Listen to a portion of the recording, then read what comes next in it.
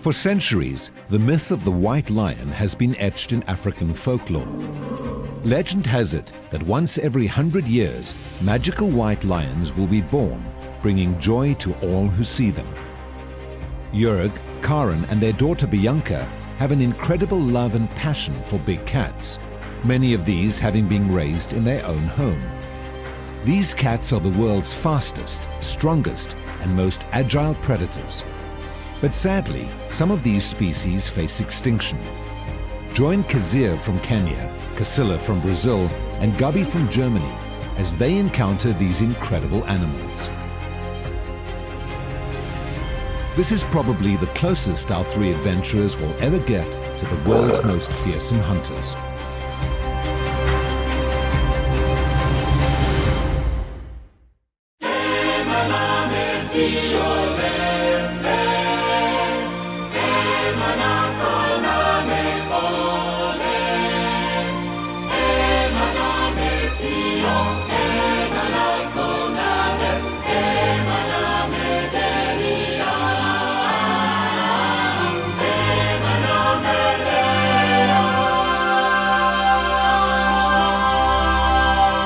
Going to the white lions, Tsao and Tendile.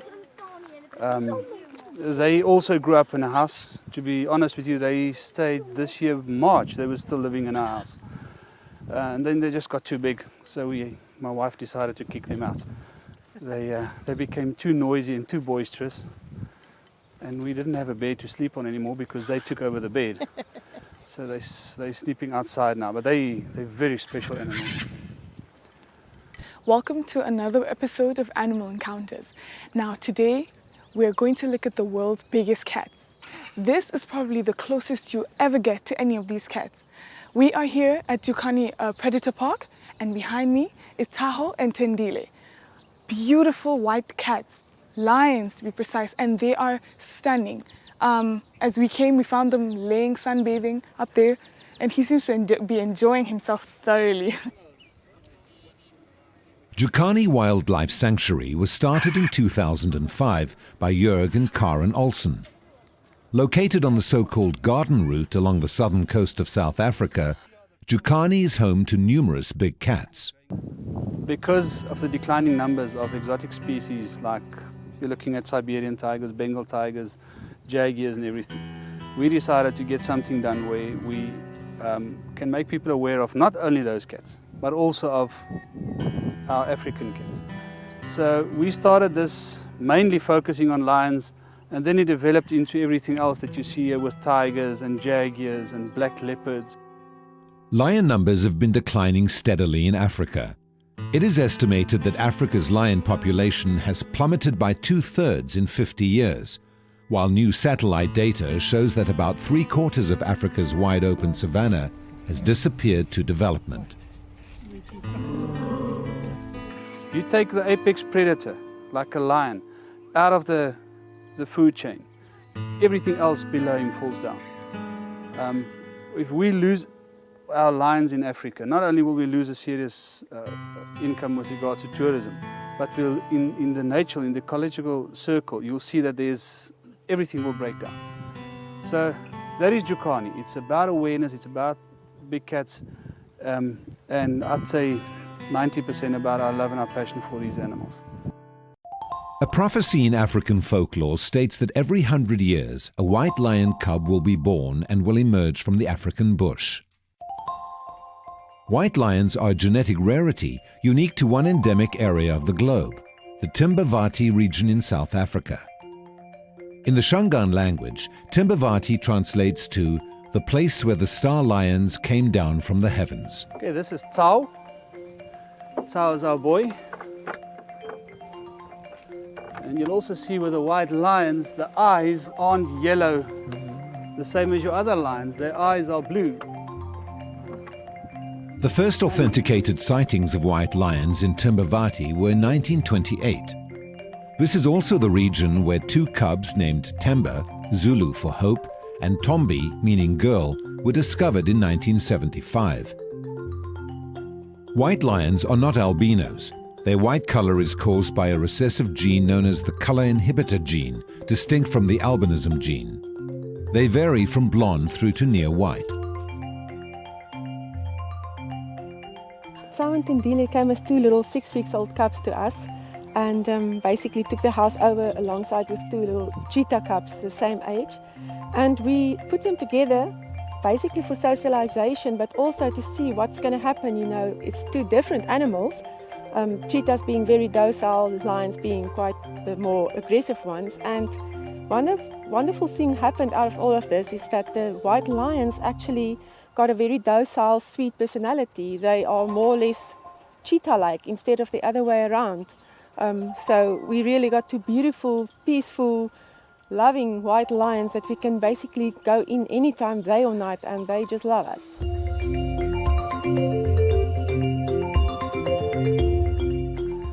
The interesting thing about them is when you've built a relationship with them, when you grew up with them like Bianca did, for instance, that bond is there forever. It never stops. It's there. They'll recognize her 10 years from now. They'll recognize her and know her. And she can live with him and work with him with safety. The other night I caught her sitting here with him, braiding his mane.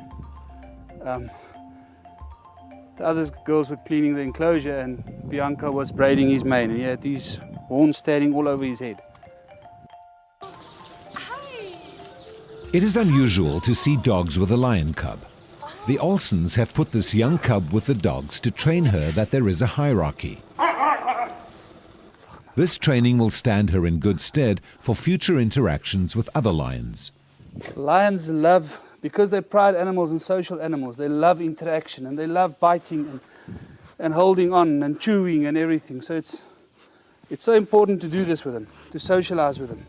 Lions and all other cats possess a special olfactory organ on the roof of the mouth called a Jacobson's organ. Sometimes you will see a lion, or even your cat, grimace when smelling something. They are opening their lips to draw air over their Jacobson's organ, almost as if to taste the air. They draw back this whole lion thing, they draw it back to King Solomon in the Bible. And they bring that back to Africa, especially to Zimbabwe. So it's not just something that's falling out of the sky, it's reality. It's a big, big reality that we don't always recognize and realize. And we want to tell our people that. We want to tell people visiting us. It's important that you know where these cats come from, that you know what we're sitting with here. It's not just a lion, it's heritage. We've got a huge responsibility. Right, this is Grumpy. He's a bit upset about the cameras, but he's our oldest male lion. And he loves his bottle of milk.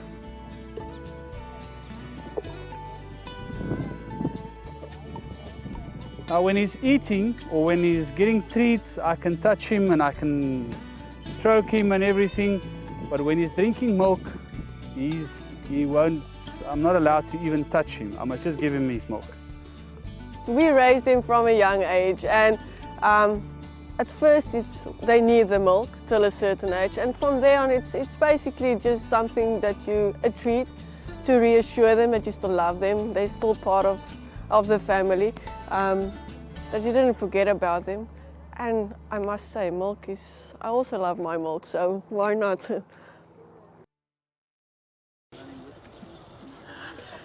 Feeding time is always the favorite time for residents and visitors alike.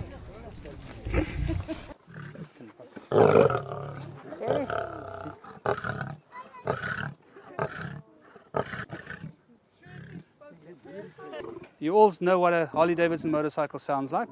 This is the South African version. Maak vir my Ali.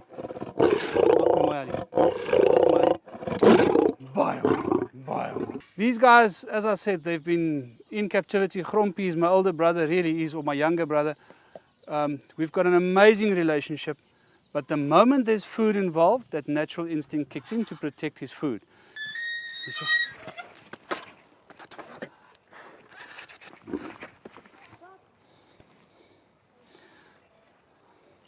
Now, I won't do that with any lion, but we understand each other. We know what's on and what's off. This is Angel, our normal spotted leopard, And then there we've got Spirit, our black leopard. Leopards are solitary animals and known as the silent hunters.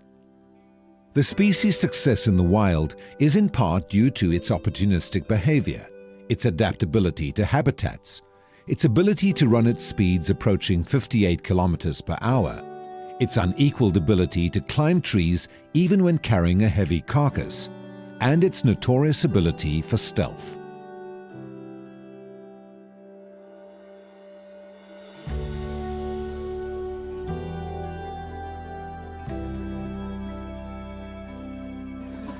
Black leopards, I made the mistake the other day of saying they're extinct in South Africa. They're not extinct, they've been exterminated. A woman corrected me. Black leopards, also called black panthers, can still be found in the wild in Central Africa and Asia. A recessive gene causes the melanistic or black color.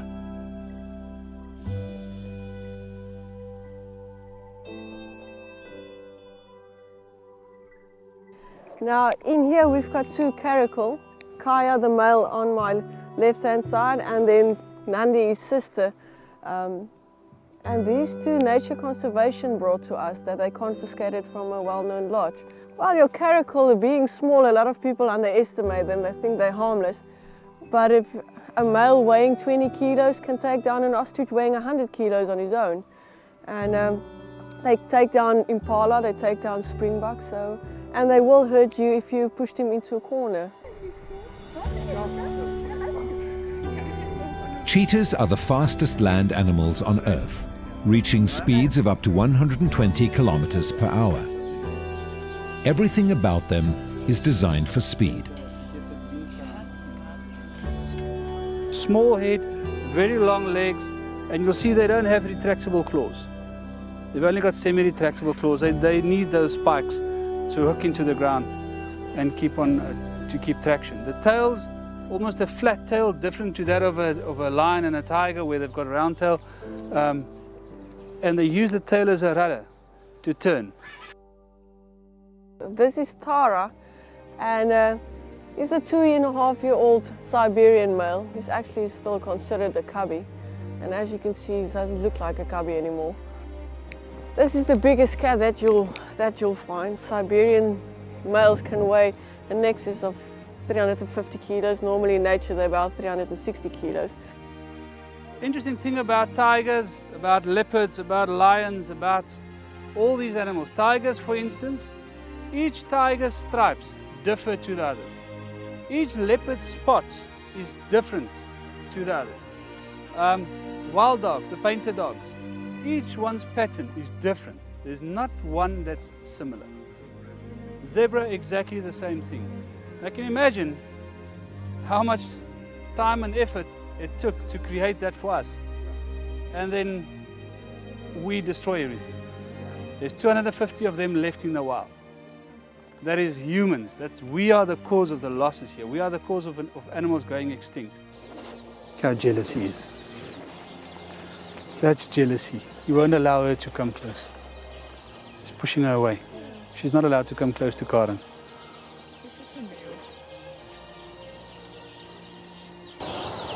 There's nothing better than this. Nothing. You're loved by an animal like this. All right, now Angelo is going blind, the male here, as a result of inbreeding. And that's the big problem with your white tigers and white lions. The gene pool is very small, so inbreeding is a serious problem. And he's suffering from progressive retinal atrophy. And he will be totally blind within the next year or two.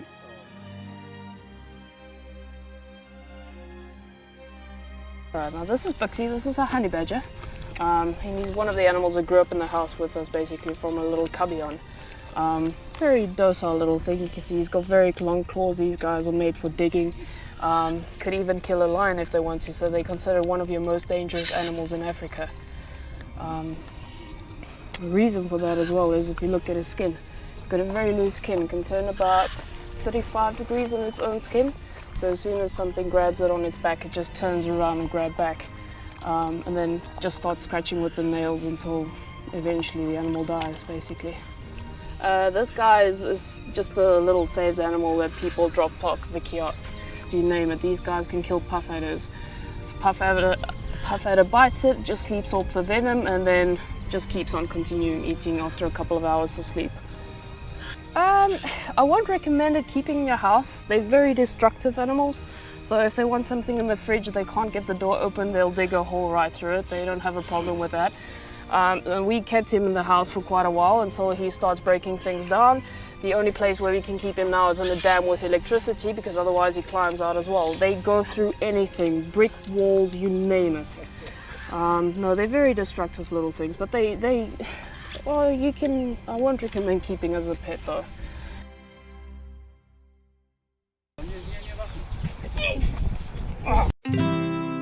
Queenie grew up with Jörg playing like this. It's not easy having a 160-kilogram lioness lying on top of you. It's amazing.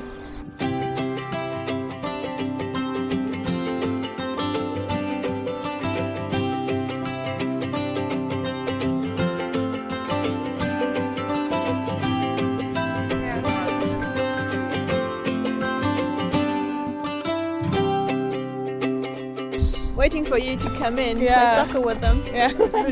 She's crazy about playing ball. Have you ever thought that lions like cold weather? Yeah? No. Have you ever thought that lions like football?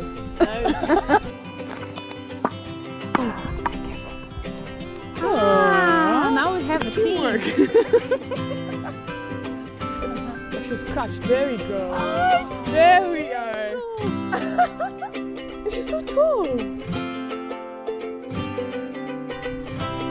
Vocês viram que maravilhoso? Que coisa mais linda! O jeito que Deus os criou.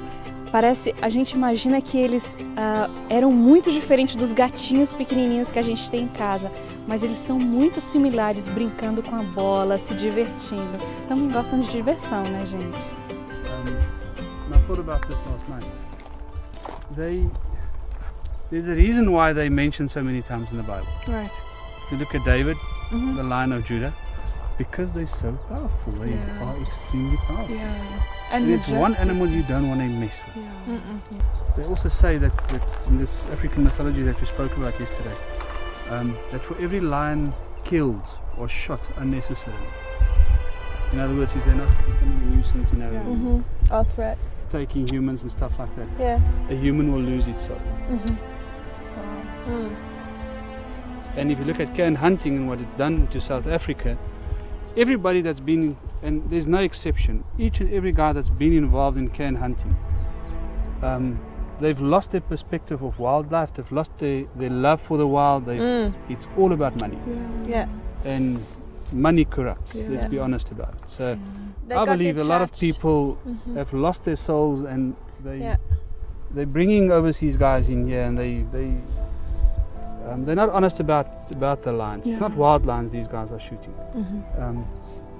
I was just And gonna then say, that guy that shoots the lion, also he's in that Yeah. same predicament, Yeah. because he's killing an animal unnecessary, and it's a lion. Yeah. So Any animal, really. yeah. Look, how it works is they keep the lions like this. They'll have them as tame as possible, and then a couple of days, 72 hours before the hunter comes out, they will release him in an open piece of felt. Now remember, that lion is used to, the same as we go around with a wheelbarrow, he's used to a bakkie bringing, or a vehicle bringing his food. So the moment he hears the vehicle coming, obviously he's been without food for 72 hours, he's going to come running up, now I'm going to get fed. What does he get?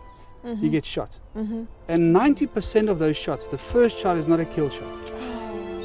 If you look at the footage, it sounds like war, the way these guys go around. And they don't kill the lion instantly. So I think it's human nature at its worst. And I mean, you must have lost your soul before that yeah. Just the thought to of be able to killing do it. You know what? Yeah. I've been working with these cats for a while now.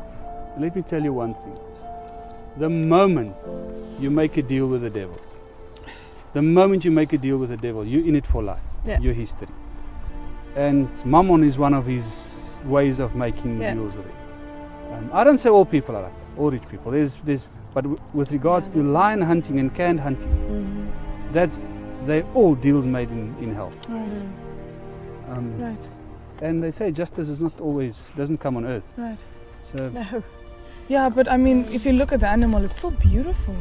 Why would you want to kill such a beautiful animal? Keeps me thinking of the Narnia. yeah. It's awesome, true. isn't it? It's true, yeah. I think it's such a great picture. C.S. Lewis has used the lion. Yeah. I believe that, as I said to people just now, that there's a place for everyone. There's a place for animals. That's why God created animals. Otherwise, He wouldn't have created apex predators. And if we don't honor that, and we don't respect what He's created, I mean, this leopard is unique. There's nothing like her. There's not another one like her. She's unique. And if we don't respect that and treat it with respect, we are getting poorer, and we are losing that closeness to God. I don't have to go to a church or anything. I'm here with my animals, and believe me, it's as close as I can get to God is when I'm with my animals and with these fantastic animals. And they're so amazingly beautiful.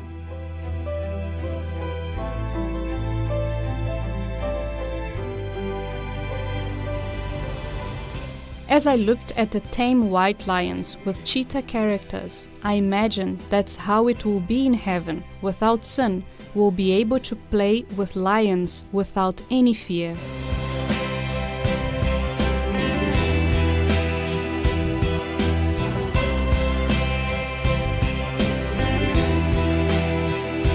I am amazed at how a family can love animals so much, and how the animals that are normally wild can love them back. I wish there were more people like the Olsens. This world would be a better place.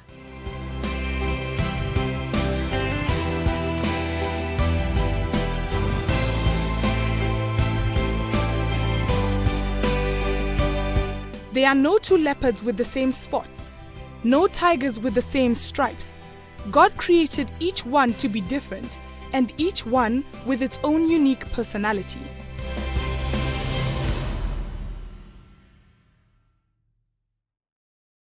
Und zurück zu den weißen Löwen. Als wir gestern hier waren und im Gehege drin standen, quasi Auge in Auge mit diesen wunderbaren Kreaturen, hat mich das zutiefst berührt. Diese Majestät und diese Souveränität zu sehen, die Gott geschaffen hat, wahnsinnig faszinierend. Aber es war auch eine gewisse Angespanntheit, jede Bewegung zu beobachten, zu sehen, dass die Löwen uns beobachten. Was wollen wir von ihnen? Einfach faszinierend. Ich finde solche persönlichen Begegnungen mit Lebewesen, die Gott geschaffen hat, mit Kreaturen auf dieser Erde, die bewegen. Und ich finde, es ist wert, diese Tiere zu bewahren, die Umwelt zu bewahren, etwas für sie zu tun. Meinen Sie nicht? Bis zum nächsten Mal bei meinen tierischen Begegnungen. Devenez,